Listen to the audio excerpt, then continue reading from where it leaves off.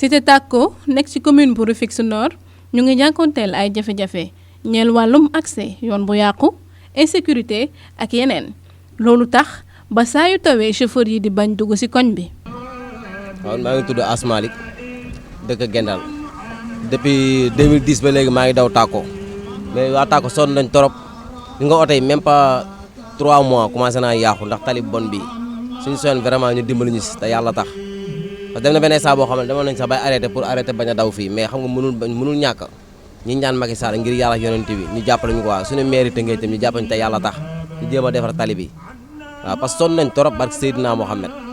xam nga lan moo tax duñ bëgg a yëpp si Tako ji parce que mënoo di liggéey di dàq sa journée léeg-léeg nga am journée 5000 journée 7000 amateur boo paanee benn amateur benn bi 15000 lay jar ñaari 30000 nga bëgg a daw si ay 200 francs ba dajale 10 000 francs léegi boo paanee amateur wala cardan yow journée bi li nga si am yaay génn sa poche pour compléter loolu pour dépanner sa oto balaa caag nga obligé gaare ba nga xamante ni ndox mi wàññeeku na wala taw bi arrêté na nga xool fi ngay jaar parce que ñun fi ñuy jaar ay pax la te boo yoree oto dugal ko si pax xamoo loo fay fekk mën nga fa déboîter cardan sa amateur mën na damm sa quartier mën na toj lépp a ngi si biir daal mais du cadre ne day taw rek fii am ndox ñu bañ a dem ndax ku jóg di liggéey am na ñaan nga yàlla am loo yóbbul sa njaboot ñun njaboot rek moo tax ñuy daw pour mu dimbali ñu maire bi ak ñi nga xamante ni ñoo ay cadre dëkk fii nan ñaxtu li ñu war a ñaxtu ñu dimbali ñu si yoon bi ñun ñoom ñoo bokk dëkk ñooy xëy di leen yóbbu ñuy dem marché ñooy yóbbu seen njaboot ñuy jàngi ñoo leen di yóbbu ñuy doxe seen i soxla rawatina nga am malade quoi nga yeb ko fii nii yàlla traité ko rëng-rëng jéeg yooyu du baax si moom. deuxièmement bi même tali sant yàlla bi di ko commencé rond-point HLM ba rond-point Socabek foofu dara baaxu si Tëngéej li ñu fi war a defar moo bari na trop. quartier bii di Cité Tako buñ koy xayma dina am ay 20 at te boobu ba tey askan mi ñu ngi siy def ay jéego ngir mu jëm kanam waaye tam ñu ngi siy sàkku ndimbal. ñu ngi sant yàlla nag bu baax a baax di dolli di santaat ci liñ ko santoon ndax bi ñu ñëw fii en 2013 jàpp 2014 ku ñu waxoon ne tey Tako dina mel nii duñ ko gëm ndax man dafa am fu ma bàyyee ko woon ñëw fi. maa ngi jóge woon Thiawlène en 94 ñëw installé fii ci sant yàlla moment boobu sant yàlla fii yëpp àll la woon muy Tako muy cité Sénélec muy sant yàlla haute tension boobu mën naa ne la dëkk bi fi mu yemoon boobu mu ngi yemoon fii si Fass kon nag tey bu ku ñu waxoon ne tey dëkk bi dina dox di dox ba toll fii tey ba tey ñuy mën a tracé fii ay quartier di leen tuddee maanaam Tako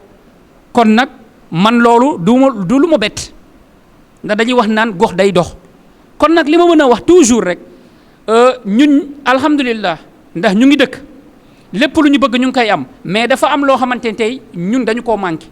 li ñu manqué moom mooy bi ci njëkk li may njëkk a wax moom mooy amuñu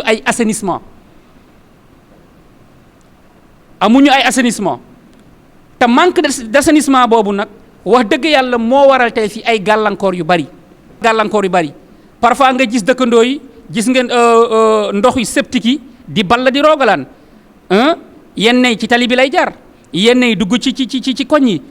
yooyu yëpp parfois boo xoolee yow ñu fa dëkk boo mënul muñ jiitaloo sa xel da nga jàppanteeg sa dëkkandoo te damay wax naan jaru ko parce que loolu lépp boo xoolee bu noor bi amee dootoo ko gisati mais moment bi ñuy dund nii nag fu mu nekk nii suuf si mandi na foos yi fees na ndax borom kër goo xamante ne la muy fayeku bëriwul 50 000 te si benn mois nga war a vider 2 fois dafa métti kon nag ñun li ñuy ñaan yàlla di ko ñaan autorités yi di ko ñaan ñi nga xamante ne ni yàlla def na ne ñoom seen loxo jot na seen gannaaw ñu ngi leen di ñaan di leen tàllal loxo man waxuma rek Tako mais même sant yàlla tamit conséquence boobu la ñuy dund tey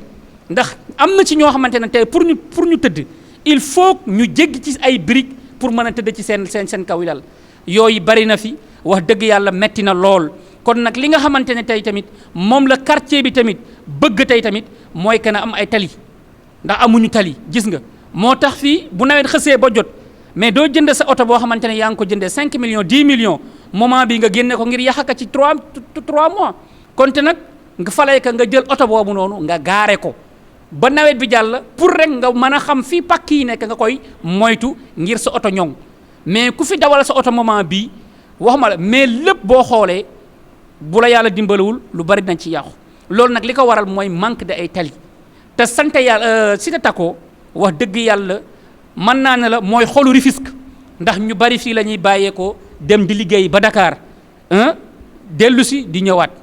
kon nag li ñuy ñaan mooy nañ ñu dimbali jàppale ñu ci ñaar yooyu nga xamante ne nii cité naa ko fi léegi bi ci jiitu mooy li ñuy tuddee assainissement sant yàlla soxla na ko Cité Takko soxla na ko waa Senelec soxla nañu ko loolu nag pour ñu am ko mooy li ma laaj sànq ci wàllu jeunesse bi mooy que ne ñun jeunesse bi il faut que ñu mànkoo ndax tey Takko rek mënuñu jooy assainissement Takko rek mënuñu jooy tali sant yàlla rek mënuñu jooy assainissement sant yàlla rek mënuñu jooy tali naka noonu si Cité Senelec mooy que ne ñi nga xamante ne nag ñoom ñooy président collectif quartier yooyu ñoom ñoo war a mën a toog regrouper waxtaan ci seen biir trouver solution comme ni ngeen ko defee nii ñëw ñu toog ak média bi ñu poser ñu ay questions pour loolu état mën ko war a ma jot ba ñu xam ne nekkate waa Rufisque yu mel ni quartier yooyu mën a tuddal léegi mooy sant yàlla Takko ak yeneen i quartier wax dëgg yàlla ñoom ndekete lii moom mooy seen feebar te lii moom li ñu bëgg yaakaar naa loolu bu ñu ko defee incha allah rabbi yàlla mën nañu jàppale. assainissement moom c'est l'idéal waaw ndax yaakaaroon ni tey heure bi ñu toll dina fekk ñu am ay rigole ba nga xam ne ndox bu taw bi ñëwee day dugg ci rigole yi foos yi ñu branché ci rigole yi mu génn ñun defoon nañ tey Cité Takko heure yi dina fekk ñu egg situation boobu mais malheureusement autorités yi aussi dama naan defuñu seen liggéey ni mu waree. waaw ndax tey cité bu toll ni Cité Takko nga xam ne tey dafa bokk ci cité yi gën a moderne ci Rufisque ndax xam nga Rufisque tey Tëngéej xat na mbedd yi xat na mais boo ñëwee fii ñun Cité Takko mbedd yëpp a yaatu ndax mbedd bi fi gën a tuuti tey 10 mètres de large la am na mbedd yu def 30 mètres am yu def 20 mètres donc côté lotissement bi amuñu problème mais pour nga dugg ci cité bi rek boo jógee Tëngéej sant yàlla dugg ci cité bi koñ bi ngay dugg motul 10 mètres te camion yi tata yi oto clando yi ñëpp ñun suñu oto particulier yi suñu gars yi am oto fii yëpp benn voie boobu la ñuy jaar loolu ça pose problème ba nga xam ni bu tawee nawet bi poto yi ba tax yenn chauffeur clando yi sax boo leen ne Cité Takko laa jëm ci nawet dañuy jafe affaire yi soit ñu yokk prix yi wala ñu ne simplement duñu fa dem donc loolu aussi bokk na suñuy problème bon ñun nag tooguñu rek di seetaan di xaar état ñun suñu cité bi am nañu benn amicale des habitants de la Cité Takko nga xam tey ñun ñëpp ressources humaines la dañuy boole suñu doole ak suñu yéene jéem a liggéey lu jëmale cité bi kanam loolu dama naan daanaka tëpp bi ñu fi toxusee ba tey ñu ngi ci loolu ba yu bëri tey ñu fi réaliser ci suñu organisation lañ ko amee vois bi CM bi tey ñun ñoo ñafe ba ñu indil ñu ko amal ñu defal ñu CM par des relations ñoo xam ñu ngi dëkk cité bi école primaire bi tout ça jumaa ji tey waa ñi dëkk cité bi tey ñoom ñoo ko liggéey waaw ñoo jóg takku cotiser ci seen xaalis ba liggéey jumaa ji ba mu egg tey fii mu egg ak ay bonne volonté donc ça veut dire que ñi fi dëkk tey tooguñu di seetaan tu vois donc mais na xam nga ne assainissement dafa cher assainissement am ay milliards la ñun tey mënuñu cotiser ba def ko tey mënuñu cotiser ba defar ay tali ci koñ yi ñun amuñu moyen yooyu ngay woo autorité municipale yi xam ni ñun bi ñuy dëkk si fii on pouvait choisir ailleurs c'est vrai duñu ay Rufisque authentique ndax juddoowuñu fi yaroowuñu fi mais nag suñu doom yi fii la ñu juddoo fii la ñu màggee te tey nous sommes Rufisquois à 100% comme tout le monde donc li ñuy liggéey ci yeneen cités yi war nañu xalaat Cité Takko Cité Takko est un quartier de la ville de Rufisque le maire en personne war na fi gës man le maire je ne l'ai jamais vu mënuma ne nii la mel dafa ñuul dafa je ne l'ai jamais vu te ñun nous sommes sous son autorité war nañu ñëw nemmeeku Cité Takko di xool di ñu jàppale di ñu encourager voilà parce que dañoo bàyyi suñu dëkkuwaay yi fa ñu dëkkoo fa ñu yaroo fa ñëw nag eggale suñu dund fii te incha allah yaakaar nañ te fii la ñuy def suñu dernier jour yi te fii la ñuy denc te suñu doom yu mujj yi fii la ñuy juddoo donc tey nous sommes des Rufisquois authentiques comme tout le monde voilà. askan gii ngi woote wàllu ba tax kii di seen maire nee na luñ fa def atum ren gii mosuñ ko fi def. waaw cité bi nag donc wax dëgg yàlla bu tawee daal dañuy jaxle comme Sénégalais yëpp luñ problème yu am tali donc baaxut baaxul te bu tawee dafay inondé te dafa am ban waaw tawee daal dañuy sonn pour nga jël oto pour mu ñëw fi rek da ngay sonn donc difficulté boobu la ñu am aussi ak manque de sécurité boo xamante ni vraiment jéggi na dayoo parce que vraiment Tëngéej moom vraiment dëkk boo xam ne ni dëkk bu ñëpp bëgg la macha allah dëkk bu neex a daloon la mais seen cat rek mooy manque de sécurité bi fi nekk waaw ak loolu bu weesoo loolu aussi ndox problème ndox la ñu am dañuy toog ay une semaine duñu gis toq ndox waaw temps yi sax la xaw a tane tuuti rek nga xam ne dañuy xaar ba 4 heures du matin ñu jug di root mais 6 heures du matin rek mu dem waaw mais problème mu ndox daal moom vraiment nit ñi sonn nañu mag ñeeg xale yi dañuy sonn dañuy dem ci ay dëkk di uti ndox vraiment ñi ngi ñaan daal vraiment autorités yi bi ñu ko déggee nañu jàppale fii ci Cité Takko am nañu problème mu ndox am nañu problème mu manque de sécurité waaw ak tali yoo xam ni baaxul vraiment waaw. li ñuy wax chaque jour rek man Dar Salaam laa dëkk mais man Tëngéej laa dëkk quoi partout képp ku si am sa tawat dama koy wax te du ma bàyyi tamit di si wax parce que tey ñii dañu ñëw ba Takko fii laa dëkk parce que fii laa logé ñu ñëw di jéem a wane xool tali bi ni mu mel nii parce que tali bi ni mu mel nii c'est extraordinaire te du fii rek du tali bii rek Takko foo mënti dugg tali yi baaxul da ngay dox di gis foos yi ñu koy ibbi guddi ak bëccëg suba ngoon ñun dafay mel ni ñun waa Tëngéej amuñu ay autorité franchement dañuy wax rek te yàlla tax politique ñu amuñu ku ñuy faral amuñu ku ñuy jàppale mais ñun bu ñu sañoon da ngeen di jéem a ngeen ñëw ñun ñu corriger sax ñu jéem a defar tali bi wala ñu jéem a defar dëkk bi parce que instant bi ñu toll nii ndox mooy gis nii rek ay foos la service d'hygiène dafa mel ni liggéeyuñu Tëngéej dafa mel ni amul maire Tëngéej amul dara mais léegi ñun dañuy laaj léegi ñun bu fekkee nii lañ nar a dëkkee pendant ay at mais corona bi mën na fi jógee feebar yu bëri mën na si lalu parce que ay ndoxu foos fépp ci yaram bu mu dal mën na indi beneen affaire mooy man li may wax chaque jour rek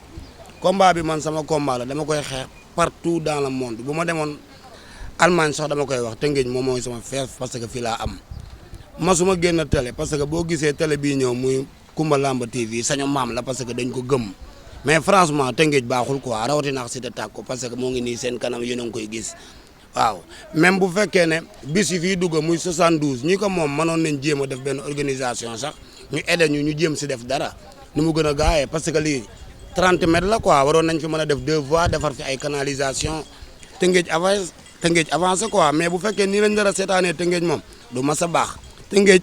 dafa am benn feebar bu mu am mooy bi may wax rek Tëngéej ci boppam moo corona nit ñi corona wuñu de mais Tëngéej moo corona ak sañuy maire ak sañuy njiit sañuy autorité Tëngéej dafa mel ni amul dara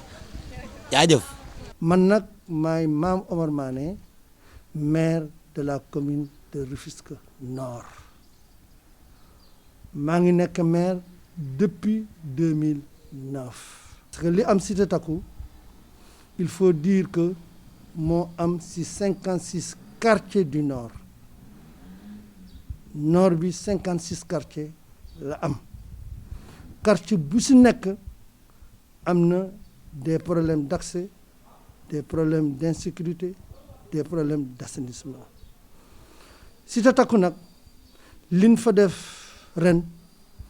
defuñu ko fenn parce que accès principal bi mooy les 2 fois 2 voies de ticket de la Cité Takko foofu avant hivernage def nañ fa lu mat 60 camions de remblai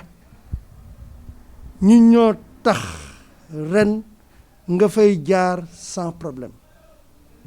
sous la supervision de la commission technique du conseil de quartier avec à leur tête Bamba qui était le directeur technique de la ville parce que suñu démarche mooy lépp lu ñuy def pour les populations na nga leen di associer ñoom ñoo fa xam d'autant plus que ki nekk ci commission technique boobu mais technicien la donc moom moo daa orienté suñu service technique donc loolu def nañ ko fa vrai remblai et biig laa fa jóge man lu ñu def dama fay jaar bu tawee dama fay jaar démb laa fa mujjee pour xool est-ce que li ñu defoon reste toujours en vigueur effectivement oto yaa ngi jaar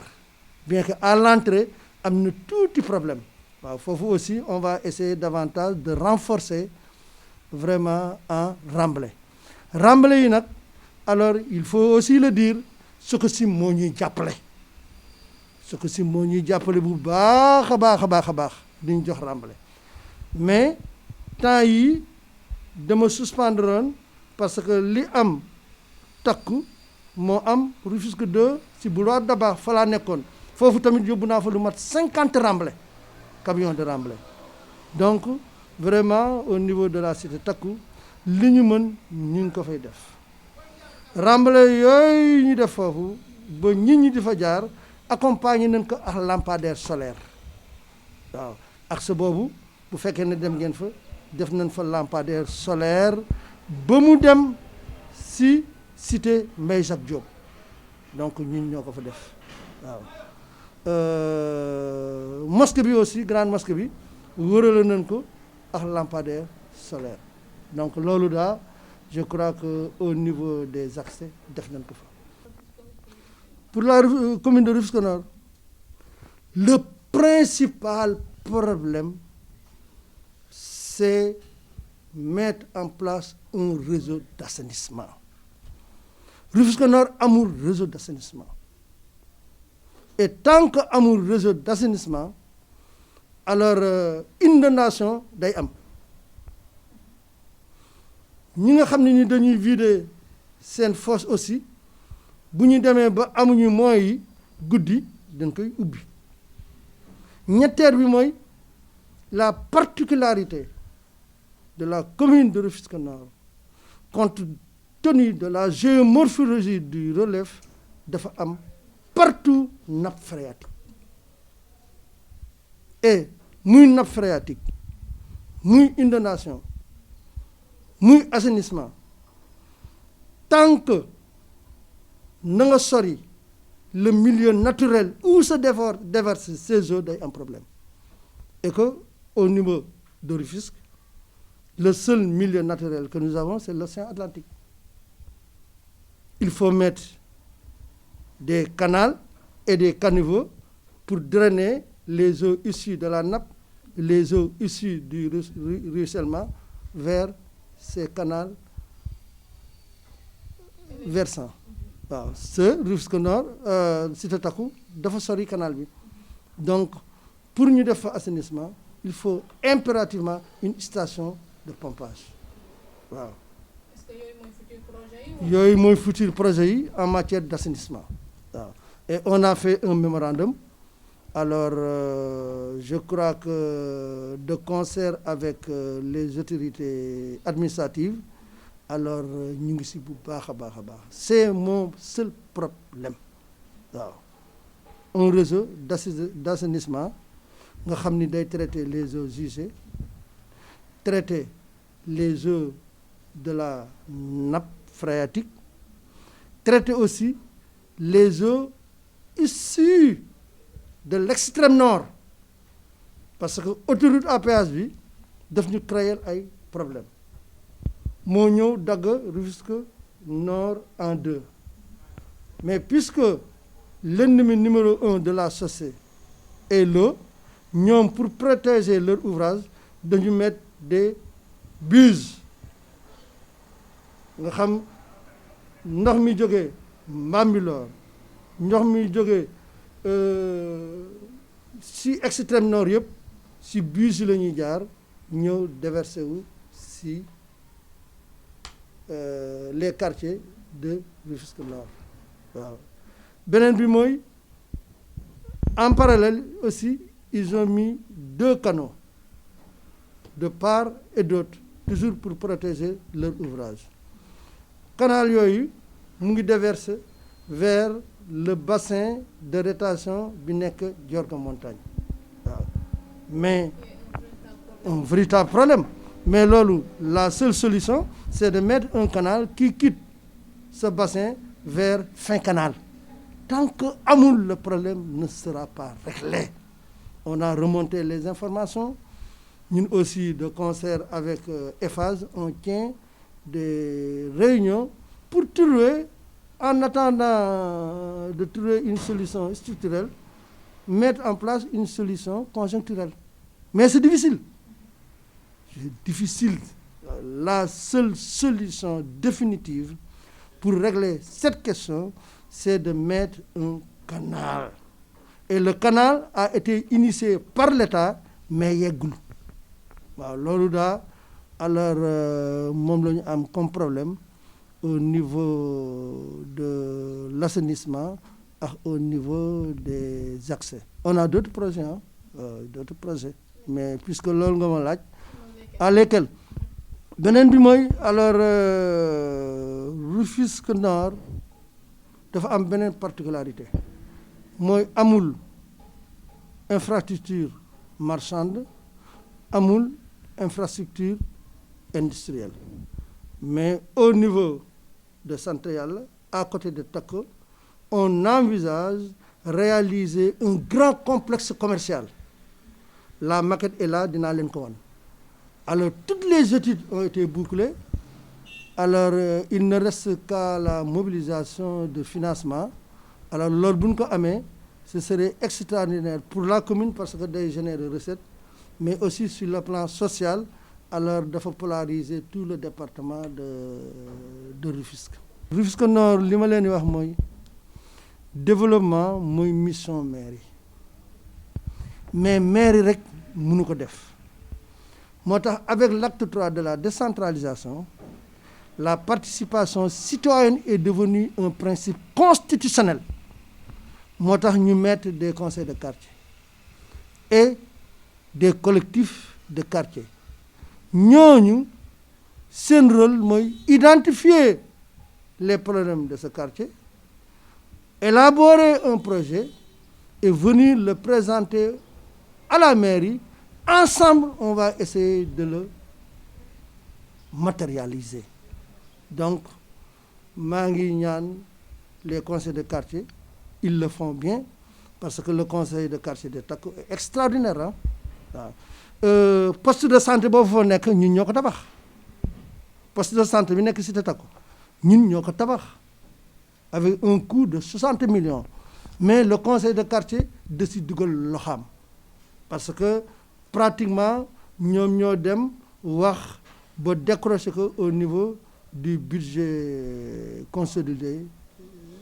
ñu réaliser ko donc daa appel bi may lancé mooy na si ñëpp càpp lu ñëpp bokk ku nekk da siy dugal sa loxo waaw développement alors se fait à la base par la base avec la base et pour la base mais les bénéficiaires qui sont les populations doivent être les initiateurs les acteurs les auteurs et les architectes de leur propre développement moo tax maa ngi leen di ñaaxaat ku si nekk rek loo am loo xam loo mën ñëwal indi ko pour l'intérêt général. Terrassement, aménagement et construction ñu gën koo xam ci cité Takko bokk na ci cité yu bees ci Tëngéej ñoom nag ñu ngi jànkoonteel ak ay problème ci nawet comme ni ko koñ yu bari ci Tëngéej amee ñàkk assainissement ñàkk kaaraange ñàkk tali ak coupure ndox ba tax na askan wi ñu ngi laajte ana luy taxawaayu autorité yi ci seeni gox.